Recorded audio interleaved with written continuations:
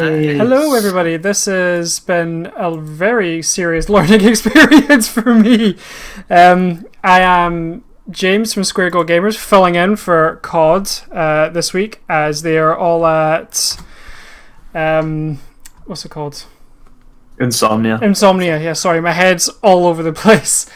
And so I'm filling in this week so we can get a podcast. So this week with me we have AbsoluteScottish.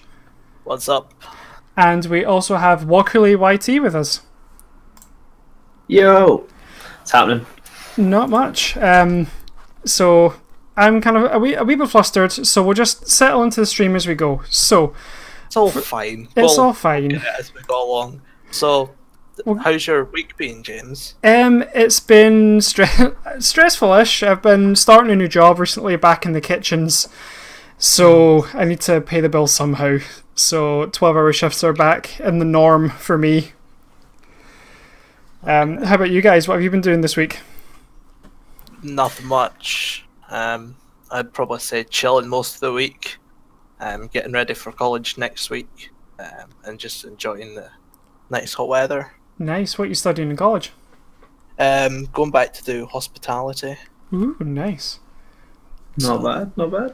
So it should be good, but we'll wait and see. It's a nice theory. Yeah. So you guys ready for just to jump into the first subject then? Yeah, of course. Cool. So let's do this. So the first subject I want to talk about is one of the major things I've been focusing on this week myself in terms of gaming news, with EA's Apex Legends and the massive Iron Crown event they've been having. So what they've done is they've had 12 epic and 12 legendary sets of loot that you can buy loot boxes for and gain all this customizational gear for, as they have been.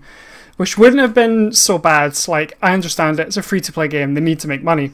But the main issue that a lot of people have been having is the crowning jewel, if you will. If you get all 24 sets of gear, you get what's called the Spider's Bite melee weapon, but it's not like you unlock it, but then you have to buy it as well as everything else you've just bought.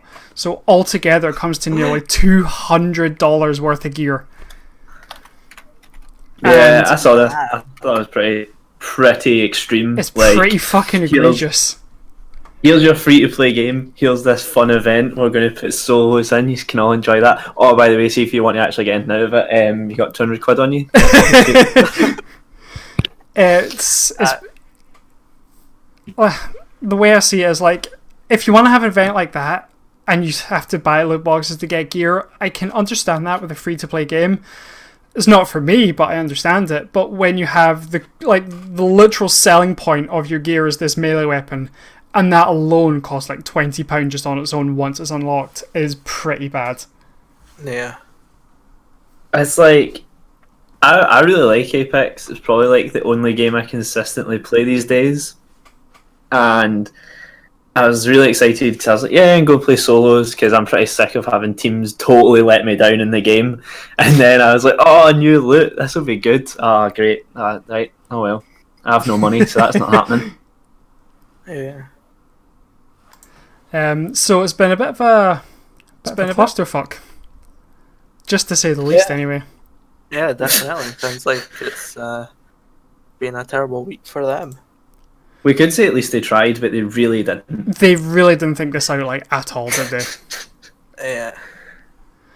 They didn't even try to think it through. It's like they basically went, "How can we make as much money as possible?" I think didn't think about anything else. The worst part of it is, like, even in they did like a Reddit AMA, and all that happened was they just shit all over their fans. Like they didn't even take their ideas seriously, and they didn't seem bothered at the fact of how egregious it was. Like they didn't seem to take on board what the issues were people were having with it were.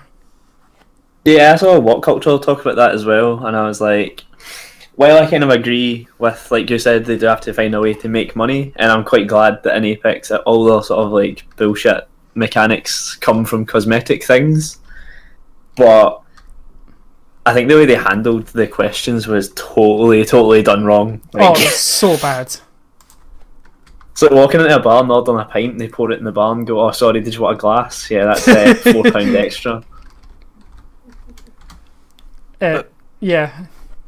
What I've seen quite bad about EA recently is a lot of kids have been going on to the new FIFA as well, and they've just been buying stuff off their parents' credit cards by accident, and then they'll complain to EA like, "Oh, I want my money back," blah blah blah. But EA is like, "Okay, we'll take the stuff from their account, but you can't get their money back." And it's like, Jesus. what's the point of that? It just keeps getting worse and worse. Oh yeah, that's not how refunds work. Yeah, no, just like, oh yeah, we'll take it back, but you're not getting your money back, you know. See, that's really annoying as well because they generated so much good faith with like the turnaround on Battlefront 2. Because when that came out, the loot box system was like an absolute clusterfuck. And then in the past few months, I've really got back into the game because it's like a game again and not just it's actually gumball machine fun, of bullshit. Yeah. And they went and done that, put loads of effort in, and then now this. You're like, come on, like you hear about people towing the company line. They've basically just not got one to tow. No, they haven't. Like it's bad chat, really bad chat. And the problem is, I want. Before I get angry and punch my machine. As much as I don't like EA as a company and the way they handle shit, I want Apex to succeed because it's actually, all things considered, a pretty fun game. But they just need to get rid of the shitty, shady tactics of selling stuff. I rate the game really highly. I think they've done so well with it. It could have easily just been another Fortnite like clone, and it hasn't, and it's actually been really fun to play. Yeah, exactly. I think as well with the team mechanics, like how at first I was like, "Oh, they're forcing you to be a team," and I thought, "Oh, this will be bullshit." But then it's very like integral to the game, like as an experience. Yeah, I know exactly what you mean. Okay, so a bit of a down this week, but hopefully they come back up from that down. I hope so. And then I'll just steamroll right into the next subject. Are you guys Borderlands fans at all? No. No. Okay, well, luckily it's not just about Borderlands I'm talking. So, the Epic Store itself, who has exclusive rights for 6 months for Borderlands 3, like that was pretty big news to begin with, as it is. But recently they've announced they might not have the capacity, if you will, to be able to pre-install Borderlands 3 before the release date for the fans or people who have pre-ordered the game. What? Even PS4's store can do that, and that thing is a fucking bin. Steam have been doing this since like 2006 with Half-Life 2. And they're saying they might not be able to handle it. How could they not handle it? That's the question. I don't know. I don't know the ins and outs of it all. I've just briefly read the story, just burst out laughing and realised they've fucked this up already. They didn't mess it up to begin with. We're going to destroy Steam. Are you though? Are you really? They can throw their money about all they like, but when they got stuff like this happening, it's not helping. Yeah, it's not good at all. Because this to me is just absolute basic stuff. Yeah. No, what are you talking about? See, the ability to install something you've paid for so that you're able to play it when you expect to. Nah, don't be fucking stupid. I'm gonna put in the chat the link for my source here. But basically, he got a tweet to Tim Sweeney, who's the CEO, I think, of Epic Games, and the tweet reads, "So I hate to bother you with a question you probably don't know the answer to, but will we be able to preload Borderlands 3 and will it release at midnight the night of release? Was going to take the work off the next day if that's the case." Then Tim Sweeney replied, "I'm sorry, we won't have support for preloading in the Borderlands release timeframe." This This was at the beginning of August. This kind of goes back to the EA stuff where they're, oh yeah, you can buy our product, but you're not going to get it. They've completely screwed themselves over in that way though, because the amount of people, as it says here, smashing the download now button at midnight, it's going to just crash their servers even harder. Yeah, that doesn't really fill me with much hope for Epic's yield storefront here. No, it's like, it's so, especially in this day and age when you get your day one patch that turns out to be bigger than the game. Not being able to preload a game is pretty much a kick in the balls. Especially for franchises like Borderlands. As Lomwolf says in the chat, they should absolutely stagger it and just try and weather the storm as best they can with this.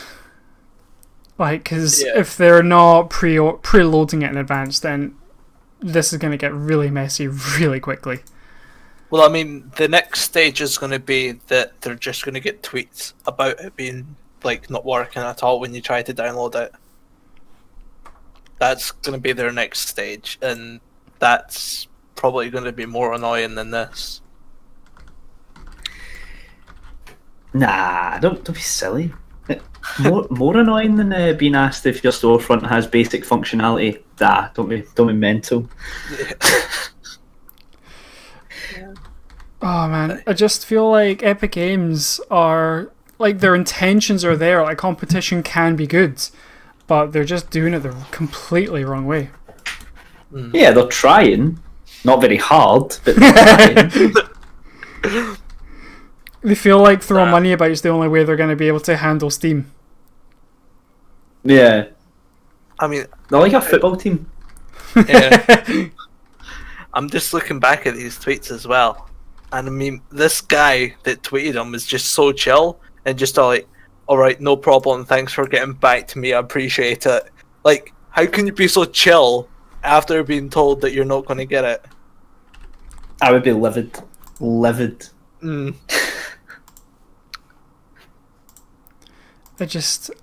this day and age, I just don't understand it. I don't get it. Like, how this could be acceptable for a company that wants to try and rival Steam.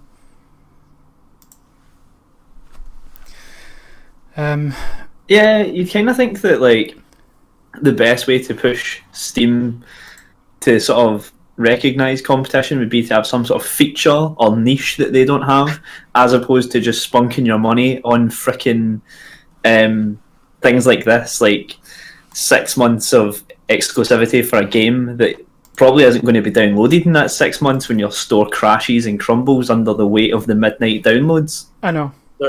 This is something you're going to like as well. Someone said, so then why is preloading for third-party titles listed as a shipped feature? Is Borderlands 3 not a third-party title? Has preloading not actually been shipped? I'm getting mixed messages here. Then he replies with, it's complicated. We've released support for file preloading, which is significant for some games, but we aren't certain it's up to the demands of a blockbuster like Borderlands. So wait, they've literally advertised it as gonna be able to preload it, and now you're not gonna be able to. Yeah. Jesus Christ. You can preload games. Not this one though. Not the one you want to. Because the rest of them, yeah. Up to demand.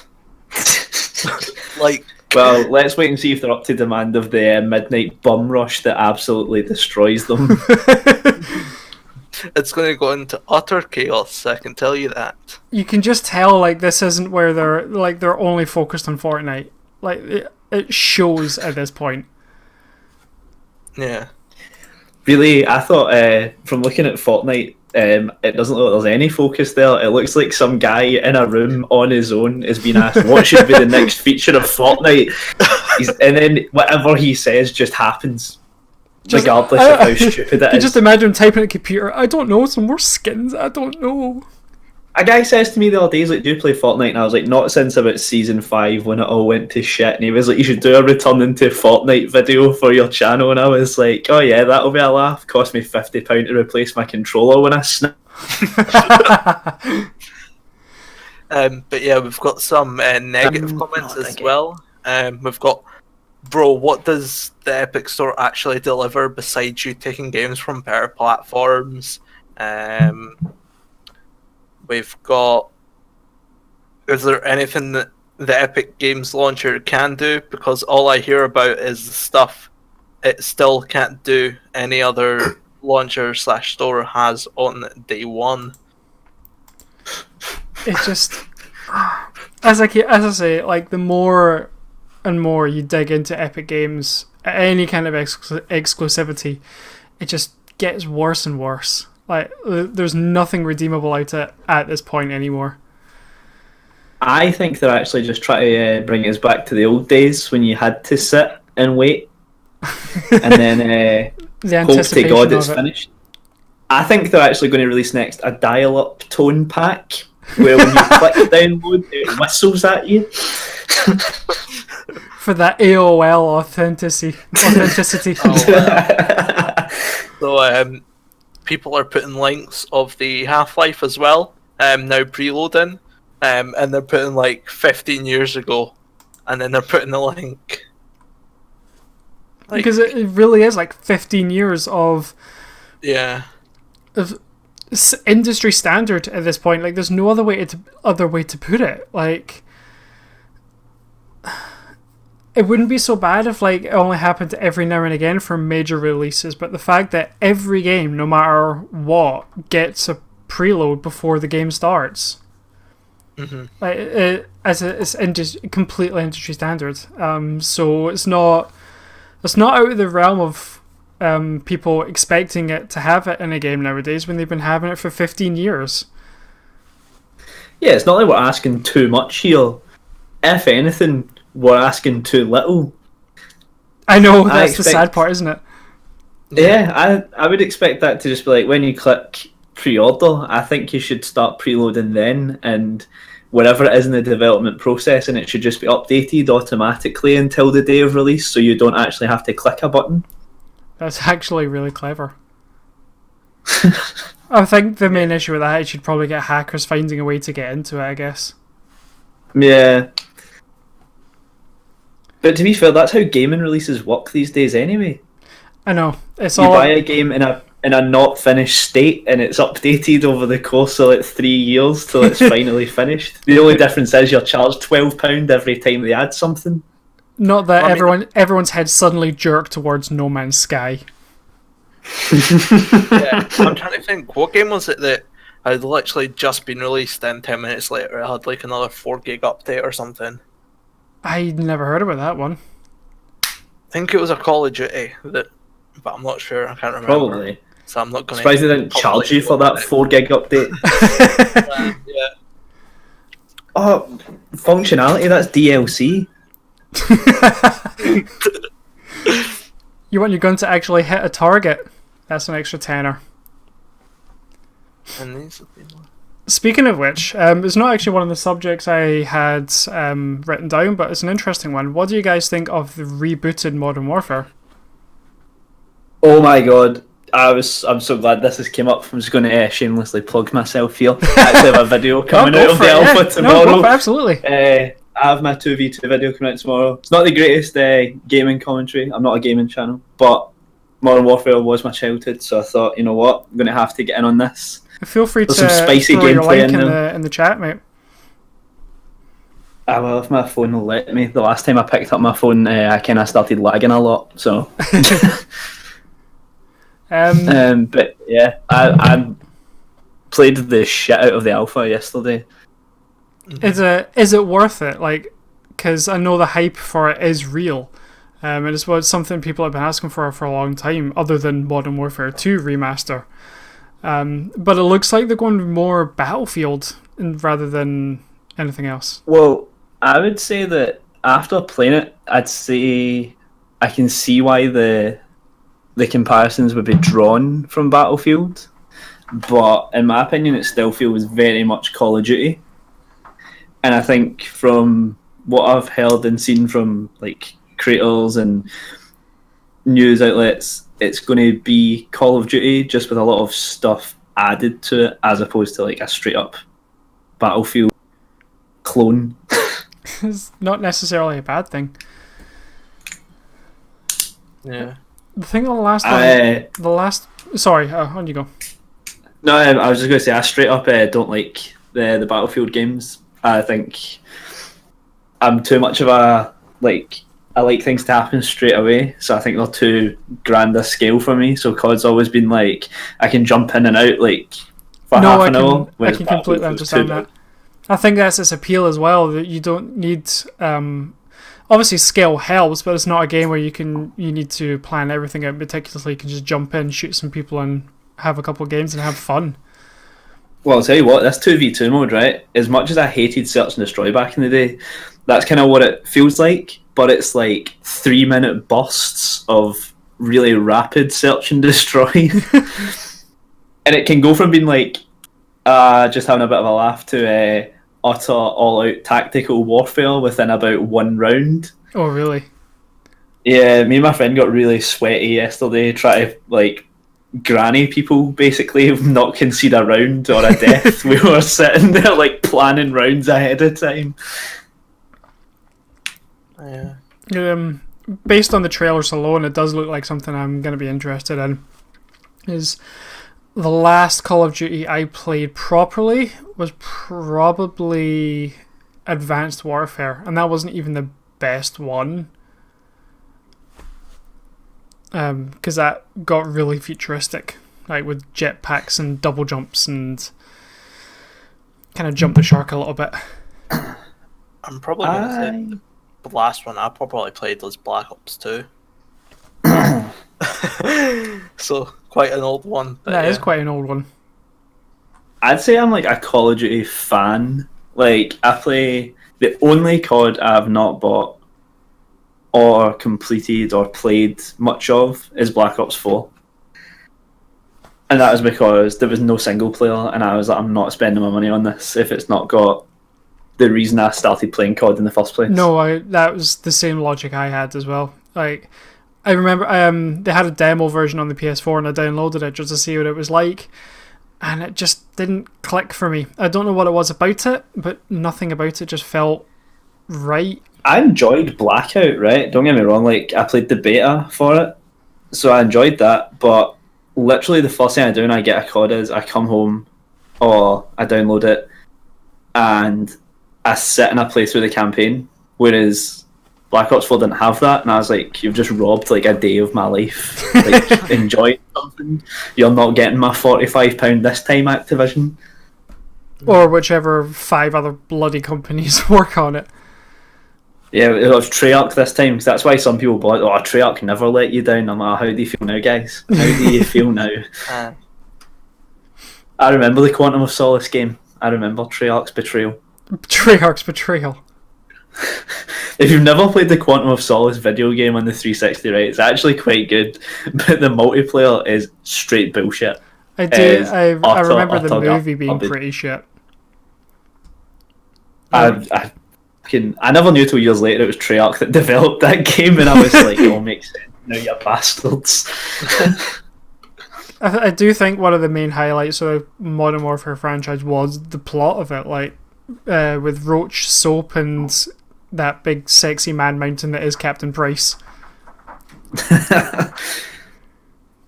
Oh yeah, that was like the big reveal, wasn't it? In the reboot trailer, was when you see him smoking his cigar, you're like, yes, here we go, boys, we're back. Even if you just have like a casual interest, you're like, oh shit, I'm interested. Yeah, I know. It's like, oh, we're back in the glory days now. Get the Swedish House Mafia on.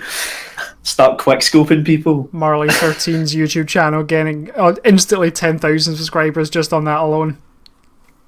Oh yeah. Based on the alpha as well, I'm assuming the damage for guns will change and things like that. But if the snipers remain as powerful as they are, prepare to be quickscoped into oblivion in every multiplayer game you play. Oh really? I was stunned by 2 opponents when my teammate had died. I turned and quickscoped one halfway across the map and turned to the next one who was right next to me, pistol whipping the shit out of me, and I just no-scoped him. And I was like, oh, I see where this game's going. Of course.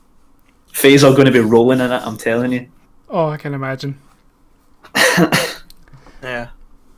Right, so I'll just quickly jump over to the next subject then. Have you seen they've released a trailer, a very, very small teaser for a Breaking Bad movie? Yes! It's called Really? El Camino. El Camino. Once again, I'll put the link in the description in the chat room even. But I watched it this morning, half awake, half asleep, because my friend messaged me with like all block capitals, "They're releasing a movie trailer, oh my god!" It's out quite soon as well, is it not? Is it not out in October or something? Yeah, genuinely, I think it's out like mid-October. So it doesn't have long. Like, they've kept this one so fucking quiet. It's totally snuck up on us, and I am unbelievably excited for this. This. Yeah, I never even watched Breaking Bad, but just watching this trailer now interests me into this.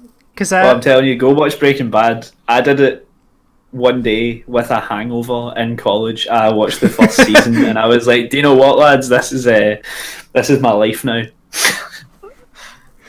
Yeah. Did you ever hear the mad fan theories that it was like at the end of Breaking Bad, like Walter didn't die and they got him out into hiding and they put him under house arrest, and that was when Malcolm in the Middle started? Did you? Was there not another theory about a shared universe with The Walking Dead? Yes, I heard that theory as well. I think that one has like I don't watch The Walking Dead, so I could be wrong here, but I'm pretty sure that there are mentions across both series that sort of allude to that kind of shared universe, and I was like, that would be a ridiculous way for The Walking Dead to have started. Just meth gone wrong. Blue meth gone wrong starts a zombie apocalypse. That's just a YouTube video, isn't it? Blue meth gone wrong. It probably somewhere. All caps. Yeah. That's probably something. But I genuinely, as I said, just literally came out of nowhere yesterday, and it's got me so excited. And I think, I'm not sure if it's going to be on Netflix specifically, or if it's going to be in cinemas. I think it's Netflix from my understanding of it, because I saw something later on today. It was a still, and it had the release date on it, and it still had the Netflix watermark on it. Looking in the description, it does say only on Netflix, so that kind of answers my own bloody question. Yeah. But I noticed they're releasing the another Black Panther movie. Oh yeah. Fucking. You don't sound too happy about that. I've never heard a bigger face palm in my life. Like, oh Jesus Christ. This is my issue, right? That's actually my issue with the two films I get like the most criticism for not particularly liking in the MCU.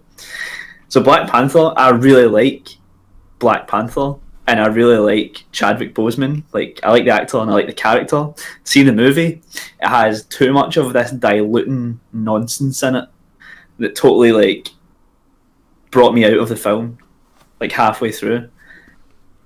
And then on the flip side of that, you've got Captain Marvel, where I really liked the film, but I really dislike Brie Larson. I think it was a lot of people's problem with that movie was Brie Larson wasn't exactly subtle about her thoughts, will we say. Just saying, if you ever watched Chuck, the TV series with Zachary Levi, the woman in that, Yvonne Strahovski, the one that's in Handmaid's Tale, she was up for Captain Marvel as well and never got it, and that still hurts me to this day. Really? Yeah, I think she's great. I mean, it's not being released for another 3 years, so the world might be dead. We could. Exactly, yeah. I mean, why would they release something this early? Someone did mention that. I remember reading an article at some point. Like with Marvel movies, they got really formulaic because they got something that worked, and they just kept going to that well. Yeah. So like Doctor Strange, Iron Man, all those kind of movies were really, really similar. And for as much as people may not like the DC universe, all their movies feel different, for better or for worse. I like the DC universe. I think with the release of the past 3 movies, be like Wonder Woman, Shazam, and Aquaman, they're finally hitting their stride, and I feel like they're finally heading in a direction that's going to be good for them. Well, it's just a shame that as soon as that happened, the whole thing get torpedoed. Like, literally blown to smithereens, because Batfleck's gone. The talks of the Justice League sequel are pretty much in the bin. And I'm like, why have you done this? Yeah. Why have you got good now? It might not necessarily be... Like, I generally try and see the positive as many things as I can. It might not necessarily be a bad thing, because now they're starting to actually get actors they can tie down for a long time, like Marvel. So, Yeah, so you've got the younger Batman who's being played as... What's his face? Edward. I don't like calling him Edward Cullen, because he hates that character. He hates that character more than we ever will. Let's be honest here. I think he's quite a good actor. I'm amazed they managed to keep a straight face reading some of the fucking lines in Twilight. I remember an interview of him saying how he thought like the author of the books was really fucking creepy.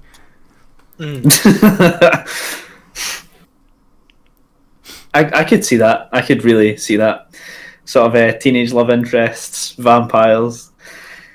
It just kind of lends itself to slaves in the basement, doesn't it? It started out as 50 Shades started out as a Twilight fanfiction. That's what I was thinking of. Yeah, that was a question of Chase the other day, and the woman was like beside herself that she didn't know that, and I was like, "Oh, you bet you've got a worn out copy of that in your house." Just God. Tucked inside the leather mask you pretend isn't there.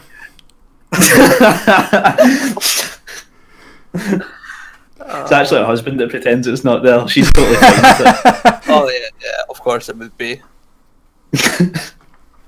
And God's away for one weekend, and we've fucking buried the whole channel, the whole network.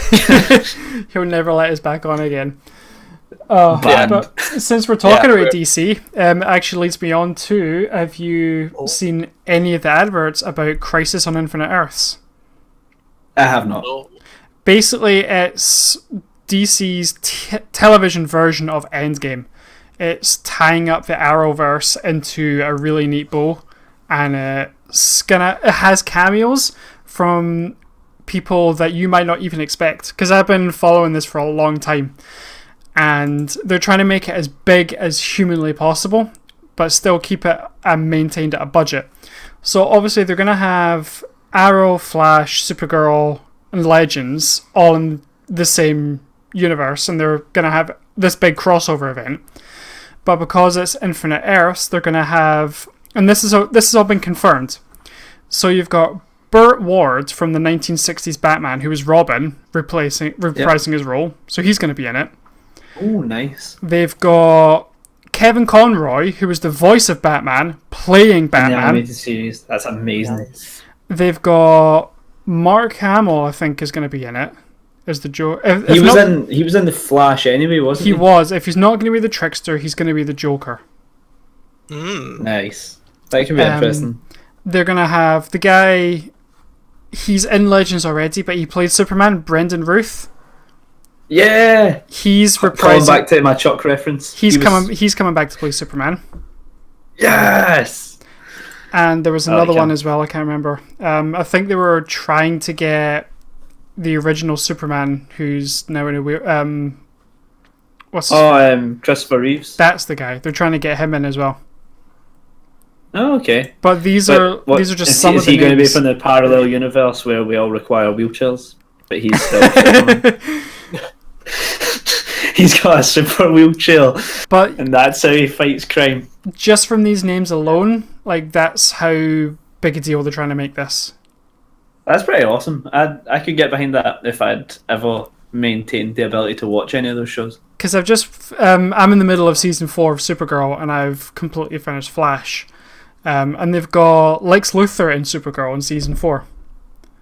Oh, okay. But he's played by John Cryer.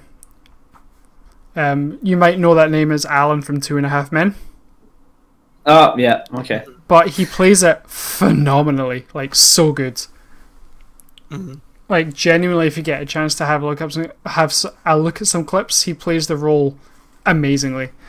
But it is something I'm genuinely excited about. I think it's, if they do this right, it'll be the TV equivalent of legitimately like Infinity War. Nice. Nah, that was better than Endgame.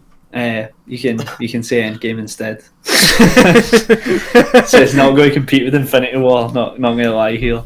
The hype for Infinity War was exceptional. Do you know how they always say like cinemas are different in America because like people get like pure into it and they clap and stuff? When I saw Endgame at midnight, fuck me, man, it was like being at a concert. Everything that happened, yes. That would take me fucking out of the Tony movie. Land's back outside out of Avengers. Yeah, he's back. Yeah, I'm like, fucking hell, we've been in here for 15 minutes. Calm down. Yeah. So my second to last subject, since we're still talking about superhero movies, Sony, Marvel, and Spider-Man. Oh, What the fuck is going on? I love this. This is going to showcase the power of the sort of like Twitter stan community, right? It's totally Disney's fault that this is happening, but they've wound them up so much that everyone's going, fuck you, Sony, we're going to burn you down. And you're like, have you read any of what's came out of this? It's Disney's fault this has happened. Disney have basically said, we want most of your money. And Sony went, no. I'm trying to remember what the meme was. Oh, it's the Rocket and Winter Soldier conversation when he's like, is that gun? I'll have the gun. And he's like, it's not for sale. I'll get that. He's like, oh, I'll get that arm. And it's like, how much for Spider-Man? Oh, he's not for sale. How much for your studio? And like, it's not for sale. Oh, I'll get that studio.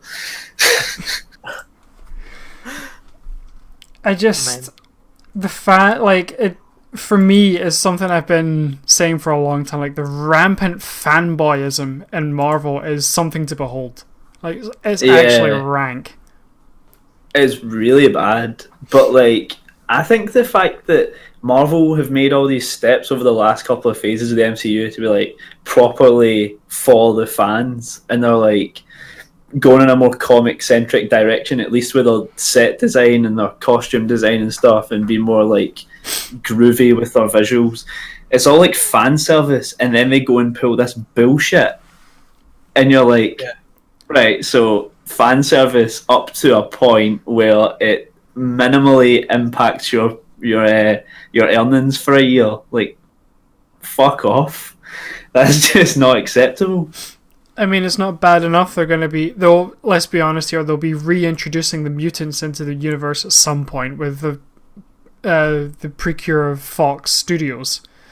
Is that not the whole point of the next Doctor Strange film? Is to like open the multiverse angle to allow all these characters to have their seamless transition into the MCU? Quite possibly. I think the only people that know what's going on right now is Disney Marvel.